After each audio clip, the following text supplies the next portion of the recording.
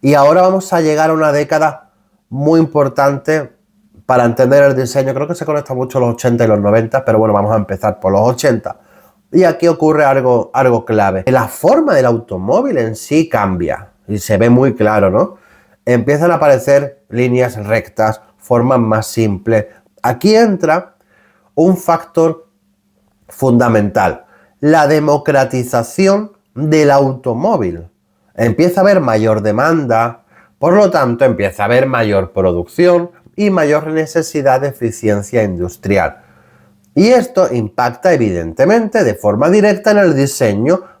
Es importante entender esto porque el diseño, bueno, y nada en la vida, la verdad, vive aislado, sino que depende de la tecnología y de las capacidades de fabricación del momento. En los años 80 las limitaciones de estampación eran evidentes. Las curvaturas complejas ahora eran difíciles, caras, de producir, ¿vale? Cuando digo difíciles es cara. Así que el diseño hay que simplificarlo, ¿vale? Se vuelve más recto, se vuelve más técnico, se vuelve más industrial. Pero todo esto, como he dicho, no es por casualidad. Es ingeniería condicionando estética. Y además hay otro cambio importante. Por ejemplo, bueno, hay más de uno. El tamaño de las ruedas es menor que el actual, es que actualmente no te hace falta tan grande. La superficie acristalada, el greenhouse, es mucho mayor. De hecho, en muchos casos, en esa época, la proporción de cristal era casi igual que la parte de la chapa. Esto daba una sensación mayor de visibilidad y una relación distinta entre el interior y el exterior. Y todo esto hoy día está cambiando muchísimo, ¿vale? Hoy día con las cámaras, sensores, asistencia a la conducción, el diseño prioriza otras proporciones totalmente. Aquí ves claramente cómo evoluciona ese lenguaje común o ese diseño común. Los parachoques, por ejemplo, tampoco están totalmente integrados.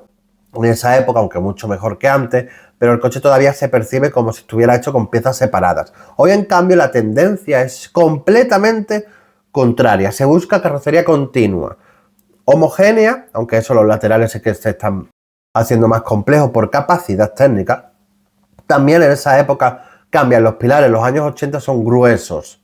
Hoy se optimizan para visibilidad y diseño, ya veremos lo del techo flotante, que es lo que es. El otro punto clave es la llegada de la electrónica, y esto nos sonará de algo, porque a finales de los años 80 el coche es completamente analógico, pero aquí empieza esa transición. De hecho, con el Riviera del 86 introdujo la pantalla táctil, o el Citroën BX Digit, o el Renault 11 Electronic. Todo esto empieza a integrar, funciones digitales, ¿vale? Esto es importante porque aquí ya no estamos hablando solo del diseño exterior, sino que hablamos del diseño interior. Es el inicio de ese coche digital. Y esto conecta directamente con algo que puedes ver en el libro Domina el negocio del automóvil, donde se analiza cómo la tecnología no solo cambia la ingeniería del coche, sino también su lenguaje de diseño y su percepción de valor. Y si miras todo lo que has visto hasta ahora, lo que tú y yo estamos viendo, te das cuenta de algo. Cada década no es solo un estilo, es una respuesta a un contexto. Industria, tecnología, regulación, sociedad, todo esto empuja al diseño en una dirección distinta. Así que vamos a seguir avanzando porque la siguiente etapa va a cambiar todavía más las reglas del juego, que por cierto, pequeño paréntesis, si me quieres dejar un comentario te lo agradecería muchísimo porque como puedes ver estoy comenzando. Así que vamos a seguir avanzando en el tiempo. Ahora vamos a entrar en una década clave para entender el diseño moderno del automóvil, en los años 90. Época muy bonita.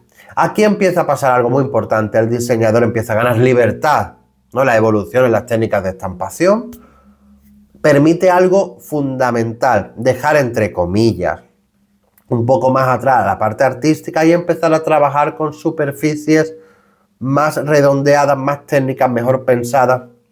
Esto no es solo un cambio estético, es un cambio global, digamos, de lenguaje, me refiero a nivel global. El coche empieza a ser más fluido, más suave visualmente, también más aerodinámico. Va a ser aerodinámico por las intersecciones, ¿eh? Si miras con atención, verás otra tendencia clara. Con intersecciones me refiero a los saltos de chapa. Las ruedas empiezan a crecer, recuperan presencia dentro del diseño, pero al mismo tiempo la superficie acristalada empieza a reducirse. Antes, en los años 80, el cristal podía representar 40, incluso 50% del coche. Ahora se acerca, en esta época, a un tercio. Esto cambia completamente la percepción del volumen, o sea, más chapa y menos cristal. Cambia esa relación entre el interior y el exterior del coche. También hay otro cambio importante. Cuando estamos hablando de la integración, o sea, los parachoques, las ópticas, empiezan a integrarse ya mejor en la carrocería. Ya no son esos elementos añadidos. Ya aquí creo que funciona mucho mejor. Empiezan a formar parte del conjunto. Y en paralelo ocurre algo más técnico que hoy día es crucial. Las mejoras en refrigeración del motor permiten reducir el tamaño del frontal. Esto abre nuevas posibilidades del diseño. Ahora hay más libertad, más eficiencia aerodinámica y nuevas proporciones. Esto a día de hoy es crucial porque ha cambiado radicalmente, pero radicalmente. Aquí hay algo importante. Este cambio no es solo técnico, ¿de acuerdo? También tienen implicaciones psicológicas. Vamos a verlo eso en otro vídeo, ¿vale? Que se llamará la mirada del diseño. La forma del frontal cambia cómo percibimos un coche, ¿vale? En el siguiente vídeo, la mirada del diseño, si te suscribes, te llegará el aviso, ¿vale? Porque esto es clave, absolutamente clave para entender el diseño contemporáneo y nadie lo cuenta porque no le interesa contarlo. Así que bueno, bien. En los años 90 todavía había un lenguaje muy dominante, muy chulo. Es el coche deportivo, la forma de cuña, ¿vale? Esa silueta baja, afilada, un Lamborghini Countach, un Diablo, un Testarossa, o sea, esa cuña orientada hacia adelante, ¿no? Esto sí es parte opinión, o bueno, al menos hay quien no piensan, viene de Marcelo Gandini. Su lenguaje, para mí al menos, marcó generaciones, ¿vale? Tanto que durante más de 30 años, si alguien dibujaba un deportivo, lo hacía en forma de cuña. Hay otros diseñadores, es verdad que impactaron. Pero bueno, da igual, ¿eh? Lo importante es que no hablamos solo de diseño, hablamos de percepción colectiva, que es lo que quiero que te quedes, de cómo el público entiende lo que es un coche deportivo. Y esto genera algo clave, una pregunta clave. ¿Qué pasa cuando intentas romper ese código visual? Porque en ese momento, si un coche no tenía forma de cuña, un Countach Diablo, lo que he comentado, un F40, ¿no? Ese perfil, probablemente no se iba a percibir jamás como un coche deportivo. Y aquí es donde entra el valor de entender la historia. El diseño no solo crea productos, crea expectativas. Y eso es lo que se trabaja muy bien. Y se ve muy bien en el libro de Domina el negocio del automóvil. Es un libro, de verdad, te interesará mucho. Donde ahí se analiza cómo estos códigos visuales se construyen y cómo influyen en las decisiones de diseños actuales. Y ahora vamos a un ejemplo clave, que es el Audi TT. Me encanta, la verdad. El primero, el MK1. Aquí ocurre una ruptura importante porque en una época dominada por la forma de cuña, Audi propone algo totalmente distinto, redondito. Un deportivo redondito, más limpio, más simple, con referencias más cercanas al escarabajo, al Beetle, que a un superdeportivo tradicional. Si ve el lateral, ¿vale? O sea, ese paso de rueda y el arco, o sea, en su momento fue una locura, porque rompía con décadas de código visual establecido. Pero el resultado fue claro. El Audi TT se convirtió en un icono y para ser el segmento que era, muy buenas ventas. Demostró que el lenguaje del deportivo podría evolucionar. También hay que decir que el uso del aluminio en la presentación, esos pasos de ruedas marcados, esa estética minimalista, reforzó esa imagen futurista, pero rompió todo. Y eso es lo que quiero que tú hagas con las tres formas del automóvil, ¿vale? Tres módulos, perdona.